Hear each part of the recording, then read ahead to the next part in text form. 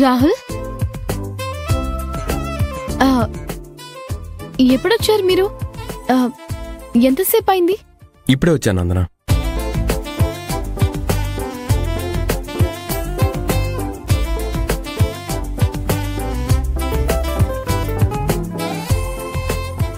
ఇది అమ్మ చీర కదా? అవును రాహుల్ గారు. ఈ చీరలో నువ్వు చాలా బాగున్నావు తెలుసా?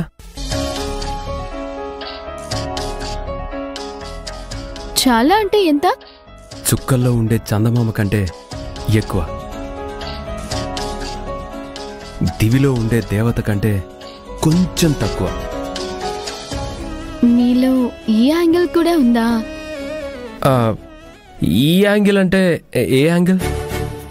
అదే అలవోకగా అలా అలా కవితలు చెప్పేస్తున్నారు కదా.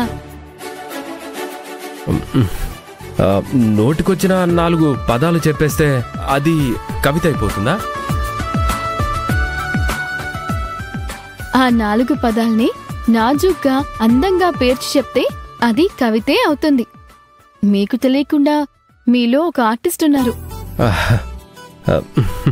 పర్వాలేదులే, నాకే తెలియకుండా నాలో ఉన్న ఒక ఆర్టిస్ట్ని నువ్వు భలే కనిపెట్టావు. సరే కూర్చోండి. యా, ఇంతకీ నీ హెల్త్ ఎలా ఉంది? మంచి మనుషుల మధ్య, మనసుకి నచ్చిన మనుషుల మధ్య ఉంటే ఎలాంటి అనారోగ్యమైన అడ్రస్ లేకుండా వెళ్ళిపోతుంది. ఏంటి, మాకు చాలా పెద్ద పెద్ద బిరుదులు ఇచ్చేస్తున్నట్టున్నావు?